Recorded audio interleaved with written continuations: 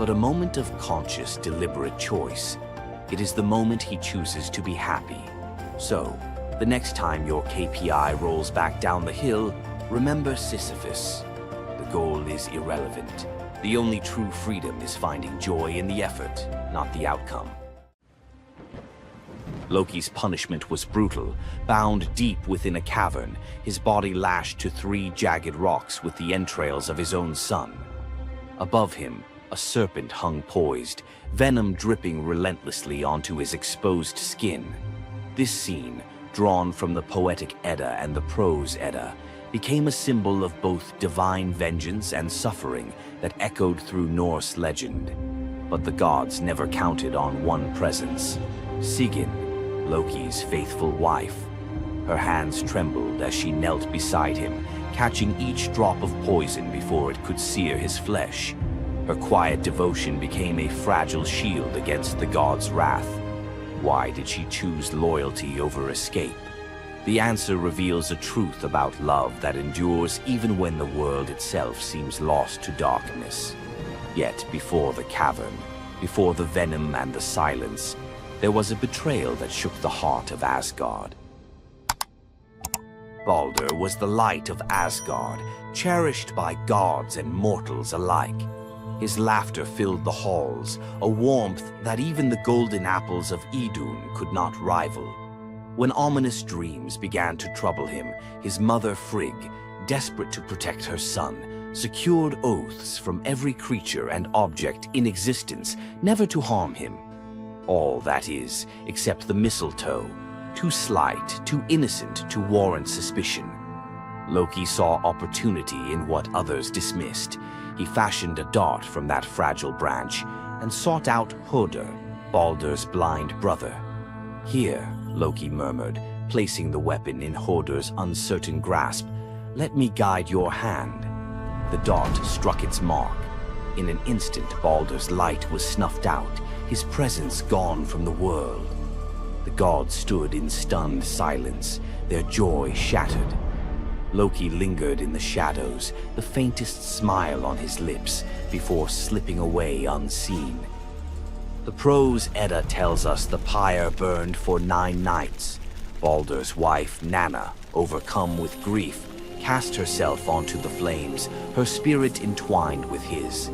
The gods heaped treasures upon the funeral bier, Odin's ring Draupnir, Baldur's own ship Hringhorni, to honor him, but no offering could fill the void left behind.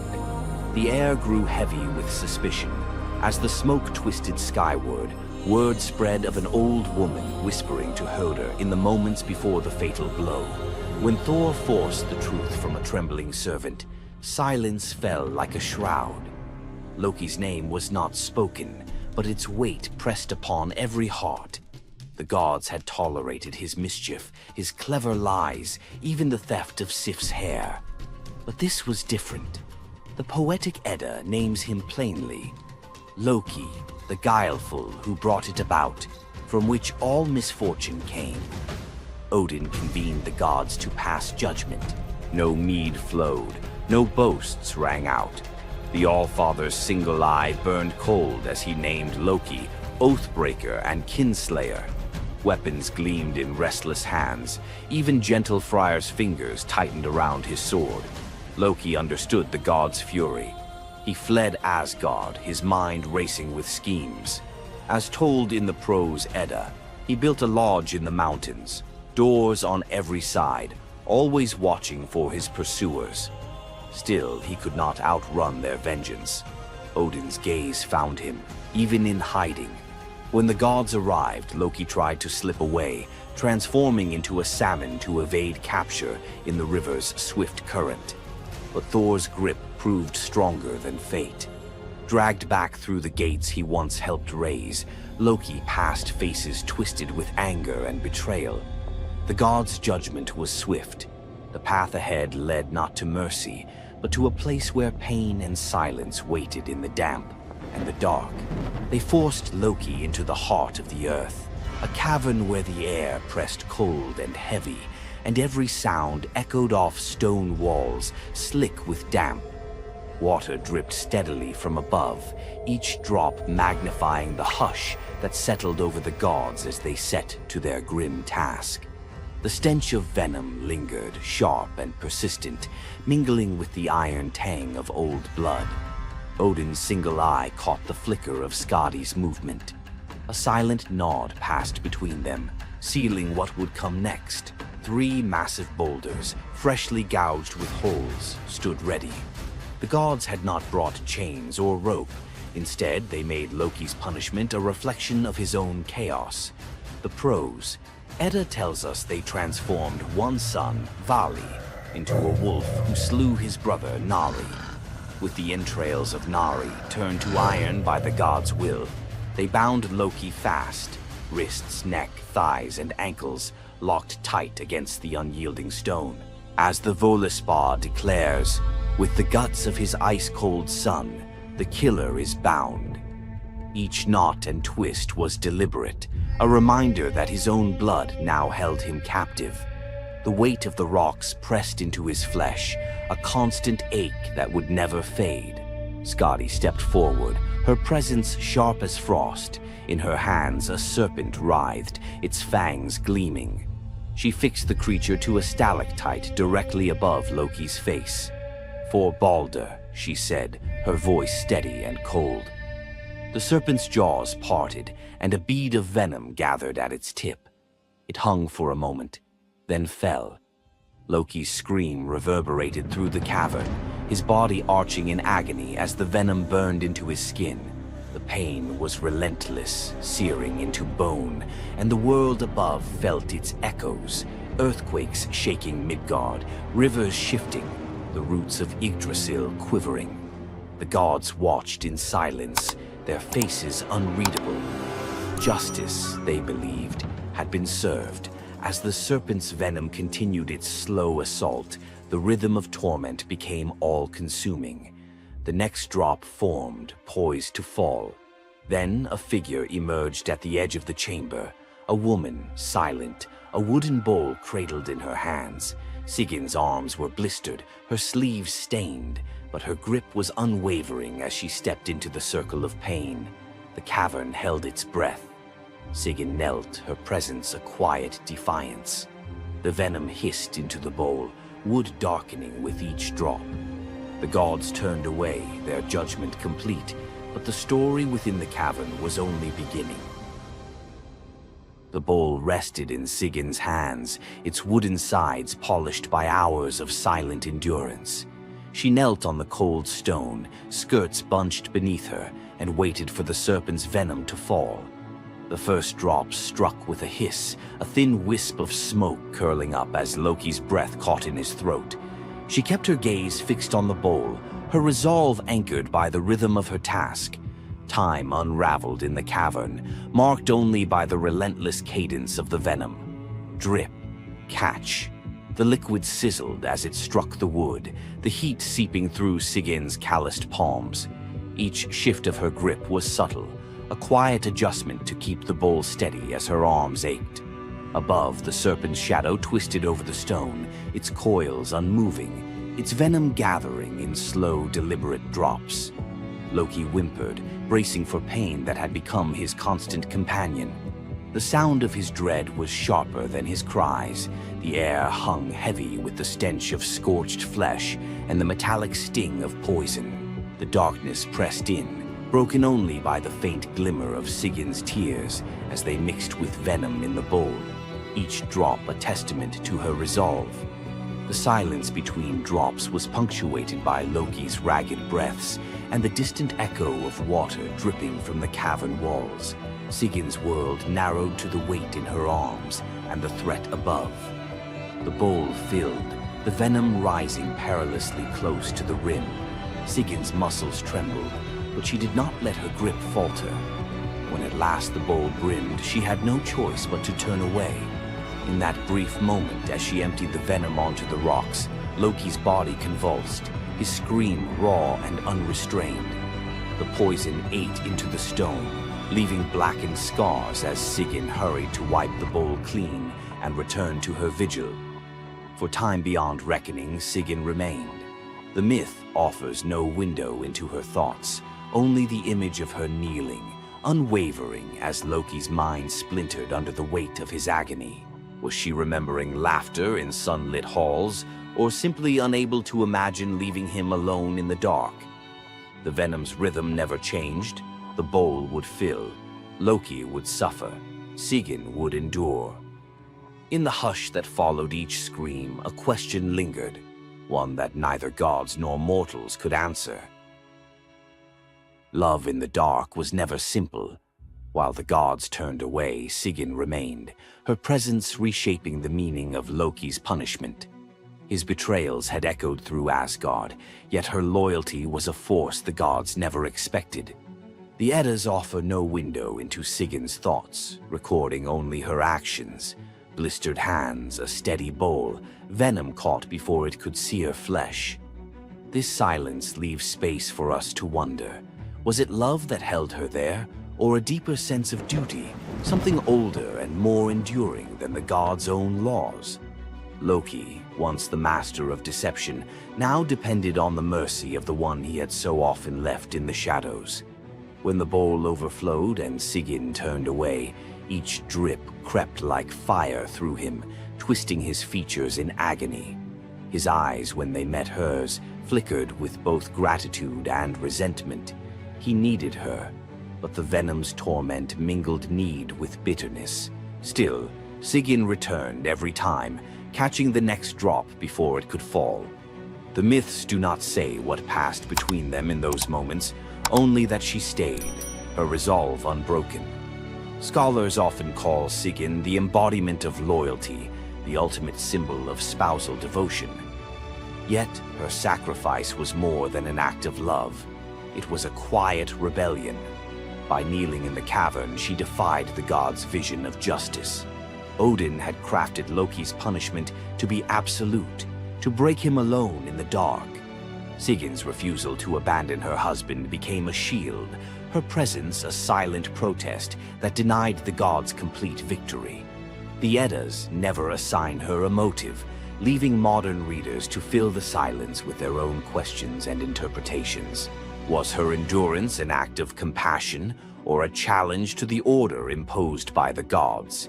Each drip marked the passage of time, each bowlful a measure of suffering and steadfastness. Loki's laughter, once quick and sharp, faded into broken gasps. His words, sometimes curses, sometimes pleas, found no purchase. Sigyn's hands grew raw and ruined, but she did not falter. The cycle of pain and mercy continued, unbroken. In the end, it was not just Loki who endured the gods' punishment. Sigyn's vigil transformed it, turning isolation into a shared ordeal. In the darkness, her silent defiance and unwavering love became part of the myth, a testament to the power of presence, even when the world has turned away. Sigyn's vigil stands as one of Norse myth's quiet marvels, a steady presence in the shadows, her strength measured not in battle, but in endurance beside the one the gods condemned. As Loki writhed beneath the venom's relentless burn, Sigyn's hands never wavered. The Eddas remember her not for words or deeds of glory, but for the silent rhythm of her care. Her story reminds us that sometimes love endures in darkness. Sigyn's vigil continues until the twilight of the gods, Ragnarok, whenever that may come. Would you have stayed? If Sigyn's silent strength moved you, let us know in the comments or share your favorite Norse hero below. Thor, the thunder god, woke up to find his greatest nightmare had come true. Mjolnir, his mighty hammer that could level mountains and control lightning itself, was gone.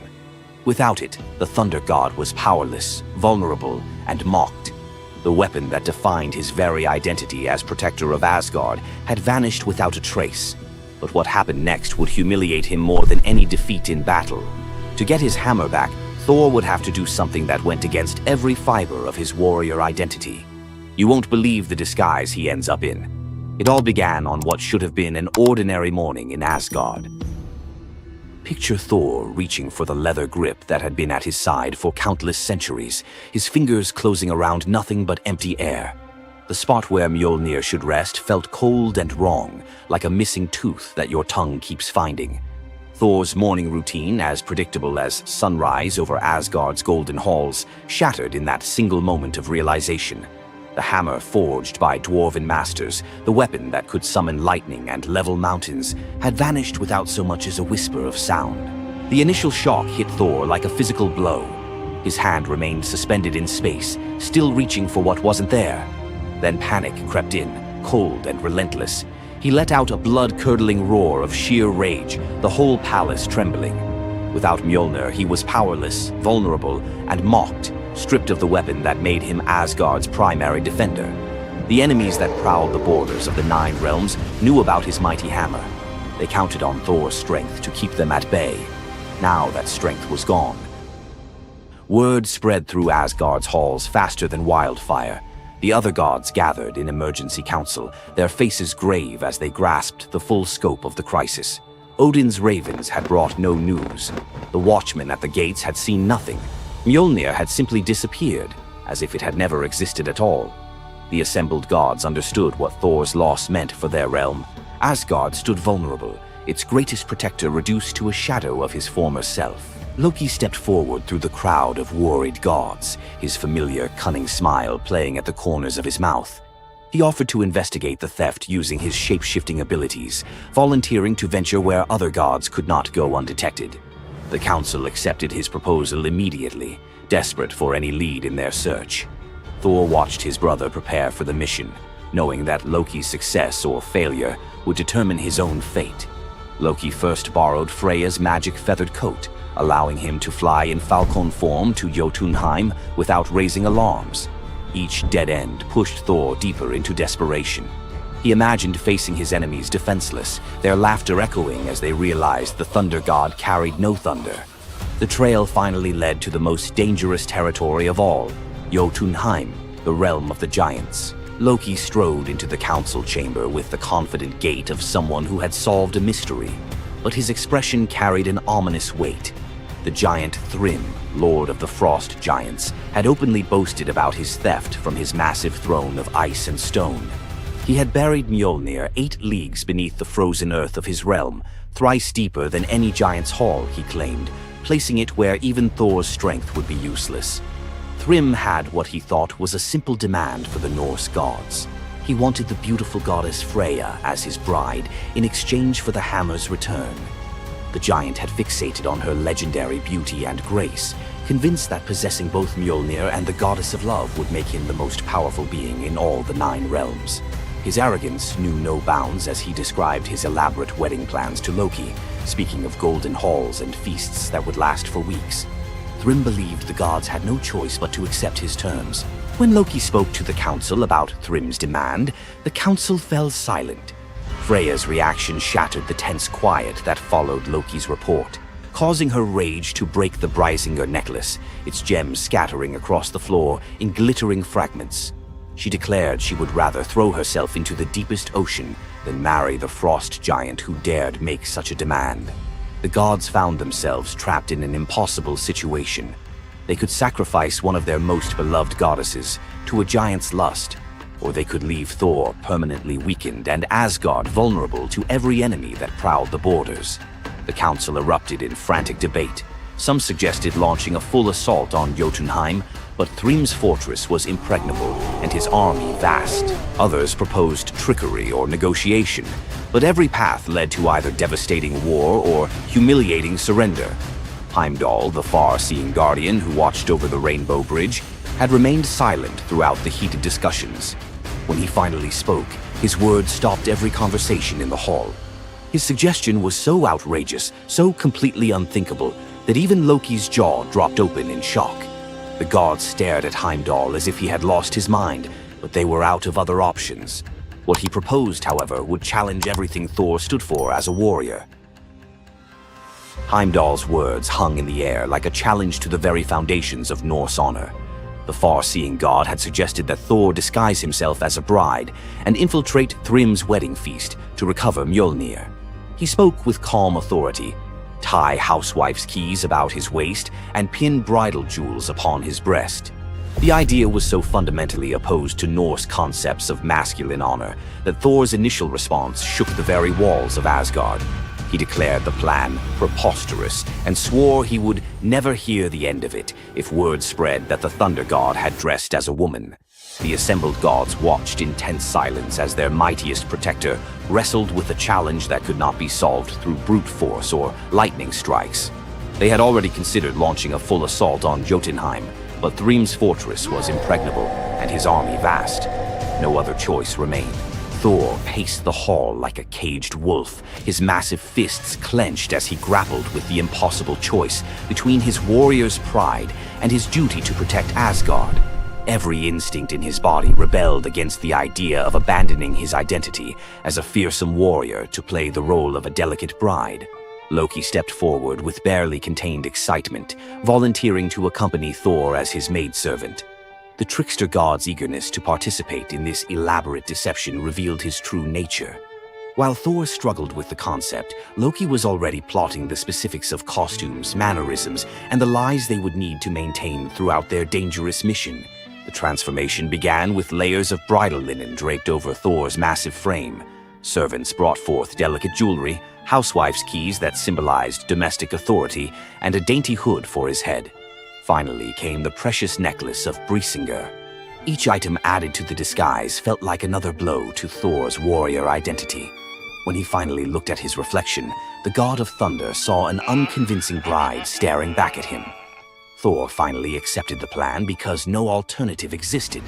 The unlikely pair prepared to set off for enemy territory, where their deception would face its ultimate test among giants, eager to celebrate their lord's triumph.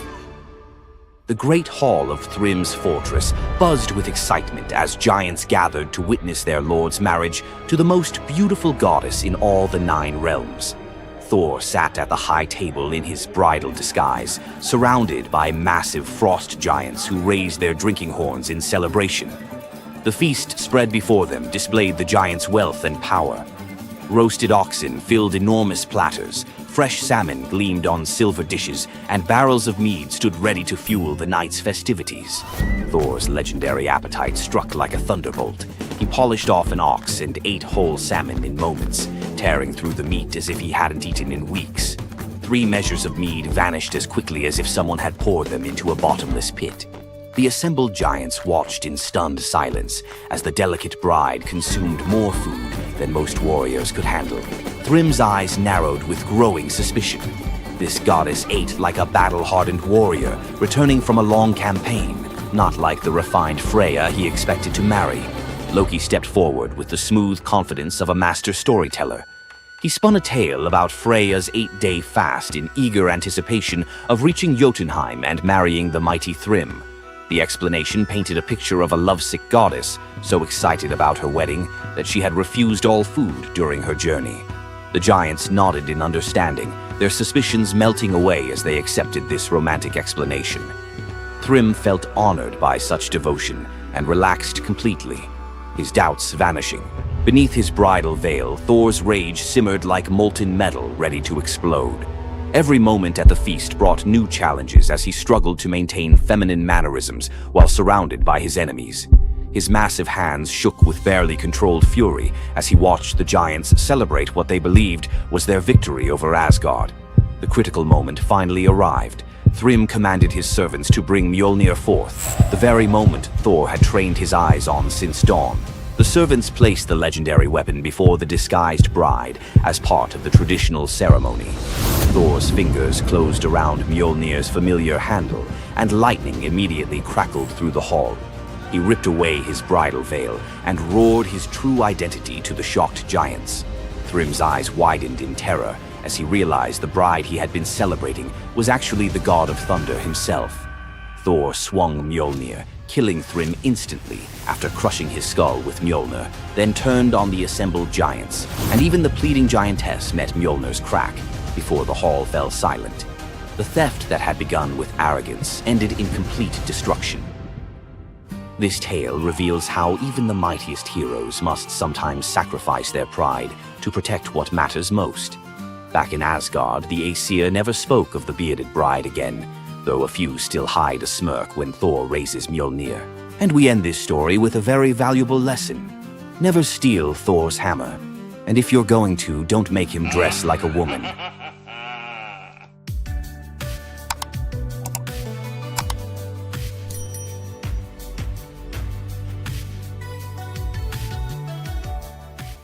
What makes Zeus, the mighty king of the Greek gods, one of the most fascinating figures in mythology? Is it his unparalleled power over the skies, his cunning strategies, or the sheer drama of his endless affairs? While his tales are legendary, there's one story that stands out: the epic battle that earned Zeus his throne, the Titanomachy. This isn't just a story of a god's rise to power, it's a tale of rebellion, alliances, betrayal, and the ultimate struggle between two generations of divine beings. Stay with us as we dive into the myth of the Titanomachy, Zeus's role in overthrowing the Titans, and the secrets that shaped his reign. Before Zeus became the king of the gods, his father, Cronus, ruled the cosmos. Cronus was the youngest of the Titans, a race of primordial deities born of Uranus, the sky, and Gaia, the earth. The Titans were immensely powerful, but also deeply flawed. Cronus had gained power by overthrowing his own father, Uranus, in a brutal act of betrayal. But just as Cronus had betrayed his father, a prophecy loomed over him, warning that one of his own children would overthrow him. To prevent this, Cronus took a horrifying precaution.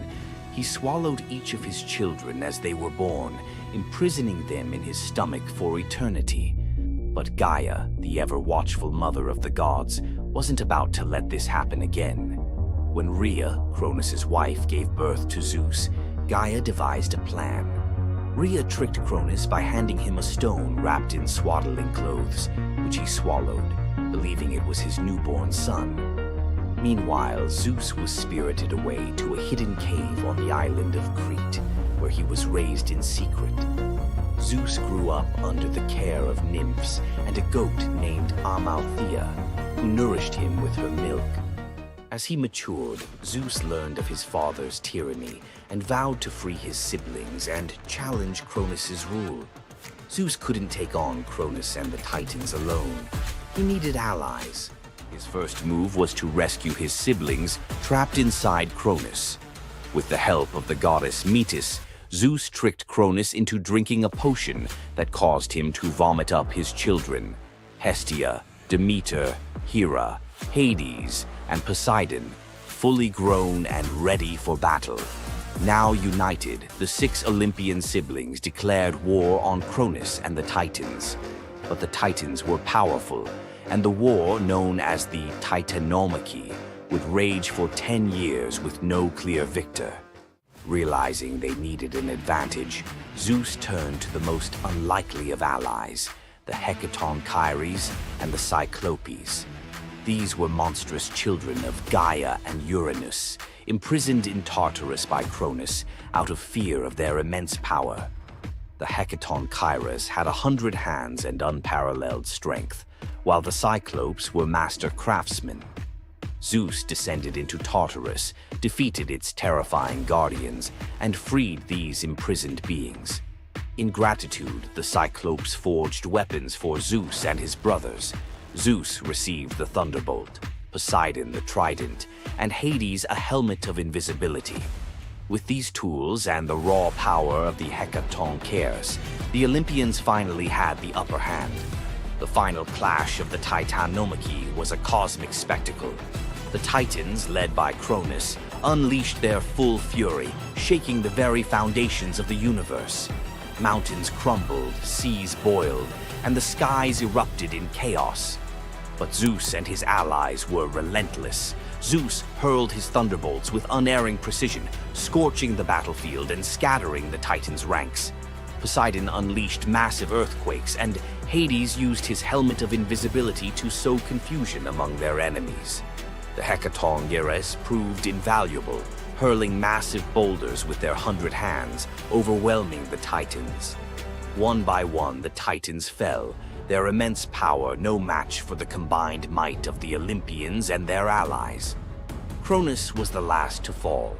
Zeus struck him down with a thunderbolt so powerful that it split the skies.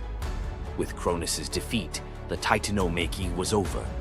With the Titans defeated, Zeus and his siblings faced a choice: what to do with their vanquished foes. In a move both strategic and ruthless, Zeus imprisoned the Titans in Tartarus, deep within the underworld, where they would remain for eternity under the watchful eye of the Hecaton. Zeus then divided the cosmos with his brothers.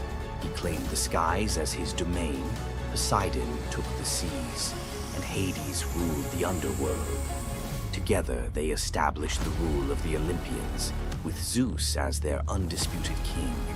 But the Titanomachy left scars.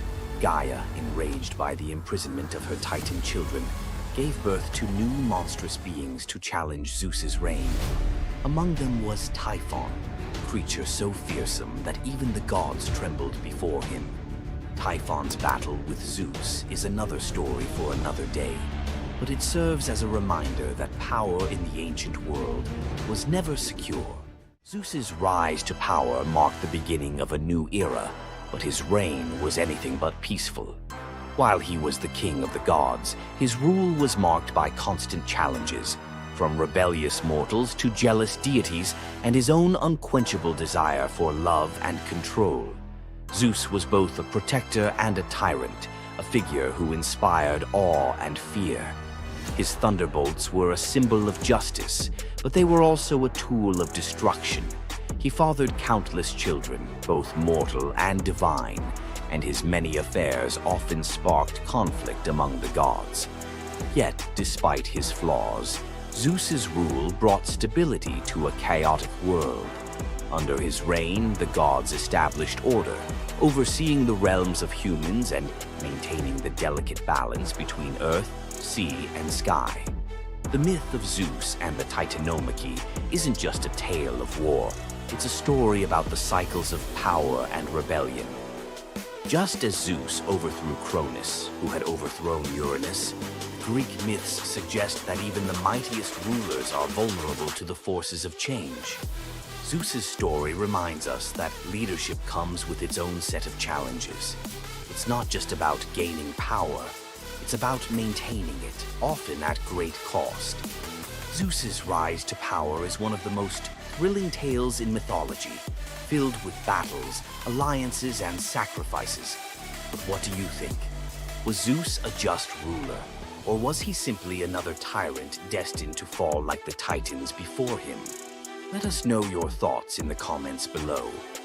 Don't forget to like this video if you enjoyed this dive into Greek mythology, share it with fellow myth lovers, and subscribe to our channel for more epic tales from the ancient world.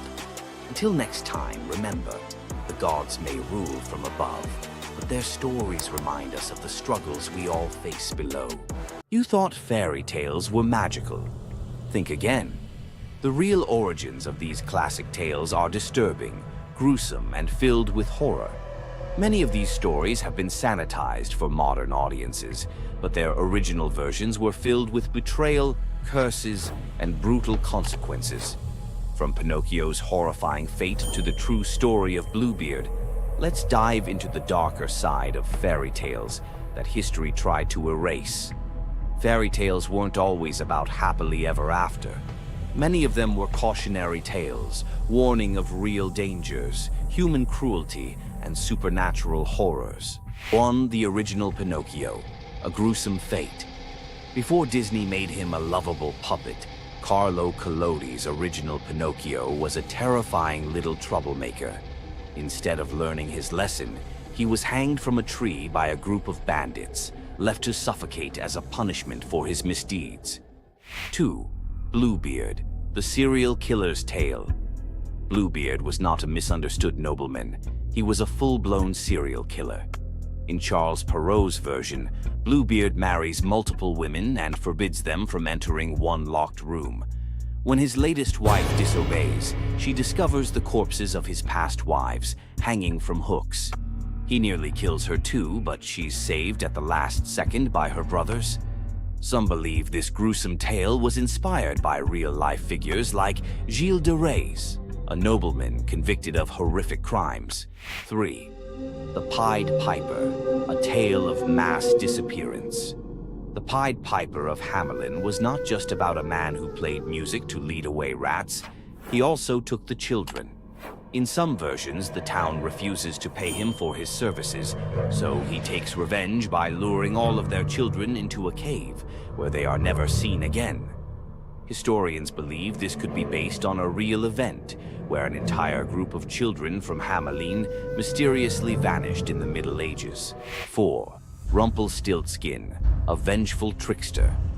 In the original versions of Rumpelstiltskin, when the young queen guesses his name, he doesn't just leave. He flies into a rage so intense that he tears himself in half. In some versions, he stomps on the ground in fury, falling into a pit and disappearing forever. His obsession with taking the queen's child has led some to believe he wasn't just a trickster, but something far darker. 5. The Robber Bridegroom, a wedding night nightmare. This lesser-known grim tale tells the story of a young woman forced to marry a wealthy man. Suspicious of her husband-to-be, she follows him to his home, only to discover that he and his band of robbers murder and eat women. She watches in horror as they butcher a young girl, cutting her into pieces. Luckily, she escapes and exposes them, leading to their execution. 6. The Juniper Tree, a tale of cannibalism and revenge. One of the most horrifying grim fairy tales, The Juniper Tree tells of a stepmother who decapitates her stepson, cooks his body, and feeds it to his unsuspecting father. The boy's sister buries his bones under a juniper tree, and from the tree the boy returns as a